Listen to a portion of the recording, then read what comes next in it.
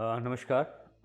आज हम बात करेंगे एक डिज़ीज़ के बारे में और उसके साथ ही एक एसोसिएटेड डिज़ीज़ माइस्थीनिया ग्रेविस और थाइमोमा। इसकी क्या प्रेजेंटेशन होती है, कैसे मैनेजमेंट किया जाता है, क्या इसके सिम्टम्स रहते हैं, कैसे हम इस बीमारी से निजात पा सकते हैं। मैं डॉक्टर हर्षवर्धन पुरी, मैं एक थोरैसिक कंसल्टेंट थोरैसिक सर्जन हूँ मेदांता द मेडिसिटी गुड़गांव में। तो माइस्थीनिया ग्रेविस क्या है? माइस्थीनिया ग्रेविस एक ऐसी बीमारी है जिसमें मसल्स वीक हो जाती हैं और जो एक्शन पोटेंशियल होता है वो मसल्स के थ्रू आगे नहीं बढ़ पाता और मसल्स में स्थिरता आ जाती है जिससे हम रोज़मर्रा की ज़िंदगी के काम नहीं कर सकते। तो इसके पेशेंट्स कैसे प्रेजेंट करते हैं कि वो उनको वीकनेस लगता है, उनकी आँखें गिर जाती हैं, खाना खाने में तकलीफ़ होती है और अगर ये बहुत ज़्यादा बढ़ जाए तो साँस लेने में भी तकलीफ़ होना स्टार्ट हो जाती है। ये पेशेंट्स का जो प्रेज़ेंटेशन रहता है वो बहुत ही मिक्स्ड रहता है। तो ये पेशेंट्स कई बार पहले न्यूरोलॉजिस्ट के पास जाते हैं और बहुत सारे लोगों से फिज़िशियंस के पास जाते हैं जो कई बार इसको डायग्नोज़ नहीं कर पाते, तो कुछ स्पेशलाइज़्ड न्यूरोलॉजिस्ट होते हैं जो इसको डायग्नोज़ करते हैं। तो जब उसका डायग्नोसिस बनता है तो उसमें मेन 2-3 चीज़ें होती हैं जिसे जैसे कि एसिटाइल कोलिनेस्टेरेज़ रिसेप्टर एंटीबॉडीज़ कराने पड़ते हैं जिसका लेवल देखा जाता है कि वो पॉजिटिव है, बढ़ा हुआ है। दूसरा आरएनएसटी रिपीटेड नर्व स्टिमुलेशन टेस्ट होता है, जो टेस्ट अगर पॉजिटिव आ जाए तो हमें पता चल जाता है कि ये माइस्थीनिया है। माइस्थीनिया के भी कई प्रकार होते हैं और उसमें जो सबसे कॉमनेस्ट प्रकार है वो एसिटाइल कोलिनेस्टेरेज़ पॉजिटिव प्रकार होता है, जिसका ट्रीटमेंट जो है वो सर्जरी से हो सकता है। अब इस माइस्थीनिया के साथ कई चीज़ें एसोसिएटेड होती हैं। जो मोस्ट कॉमनली हमने देखा है एसोसिएशन इसके साथ होता है, वो होता है थाइमोमा। अब आप पूछेंगे थाइमोमा क्या होता है? तो थाइमोमा एक थाइमस ग्लैंड का ट्यूमर होता है।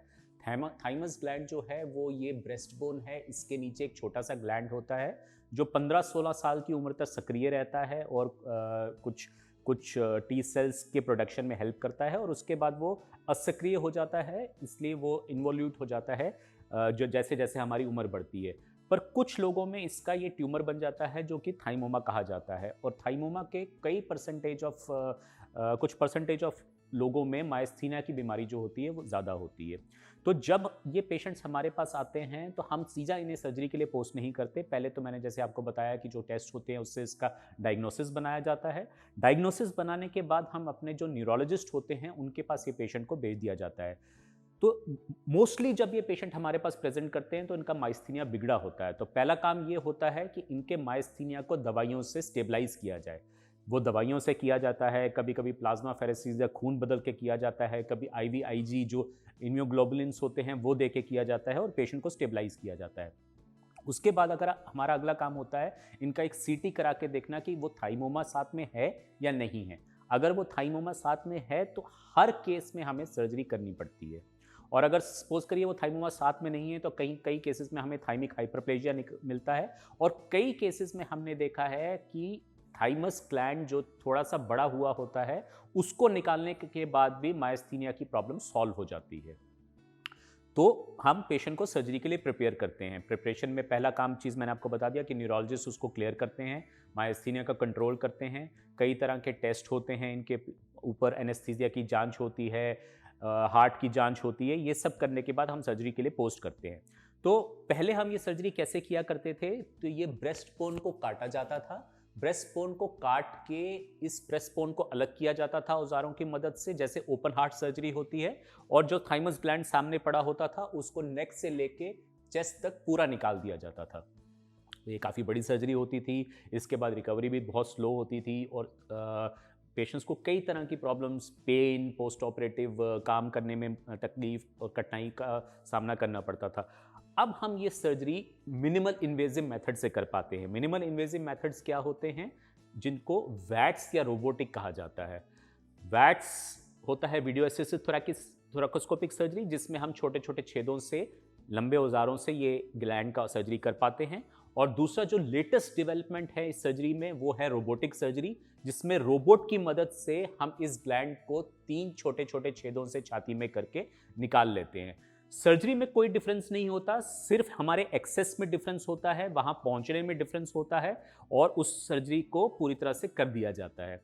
सर्जरी के बाद पेशेंट बहुत जल्दी इम्प्रूव हो जाता है, 2 से 3 दिन में उसकी छुट्टी हो जाती है, ब्लड लॉस बहुत कम होता है, रिकवरी बहुत फास्ट होती है और उसके बाद 2 से 3 दिन के बाद पेशेंट डिस्चार्ज हो जाता है और उसके बाद वो हमारे पास फॉलो अप करता है।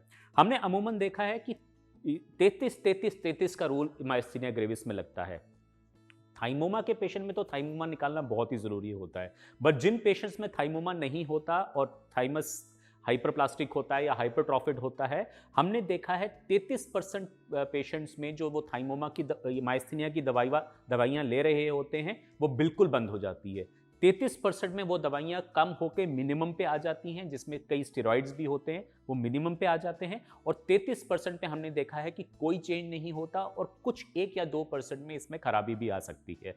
तो जब हम रिस्क बेनिफिट रेशियो देखते हैं थाइमेक्टमी करने का, रेडिकल थाइमेक्टमी करने का मायस्थीनिया के पेशेंट में, तो 67% पेशेंट में हमने देखा है कि हम ये सर्जरी से उनको बहुत ज़्यादा बेनिफिट पहुंचा पाते हैं। इस पे दुनिया में कई शोध हो चुके हैं जिसमें दिखाया गया है कि थाइमेक्टमी मायस्थीनिया के पेशेंट में बहुत काम करती है। इसमें से कुछ शोध हमारे अपने ग्रुप के हैं, हमारे सेंटर से हैं, जिसमें हमने दिखाया है कि हमारे 67% पेशेंट्स में बहुत बेहतरी होती है। आजकल अब हमने ये सर्जरी सब ज़िफॉइड अप्रोच से भी स्टार्ट कर दी है करना। उसमें हम क्या करते हैं कि बस यहाँ पे एक छोटा सा छेद देते हैं और यहीं से हमारा रोबोट की आर्म्स अंदर जाती हैं और पूरा का पूरा थाइमस ग्लैंड जो इस ब्रेस्ट बोन के नीचे पड़ा होता है उसको निकाल लेती है। ये एक लेटेस्ट डेवलपमेंट है इस बीमारी की सर्जरी के लिए और इस पे जो हिंदुस्तान का सबसे बड़ा पेपर है वो हमारे ग्रुप ने लिखा है, जो कि आप नेट पे जाके पढ़ सकते हैं। तो मुझे लगता है कि इस वीडियो के माध्यम से मैं बेसिक चीज़ें आपको समझा पाया हूँ मायस्थीनिया के बारे में और उसके लिए उसका क्या ट्रीटमेंट रहता है, कैसे हम पेशेंट को प्रिपेयर करते हैं और कैसे हम अच्छे रिजल्ट्स पा पाते हैं इस बीमारी में। धन्यवाद।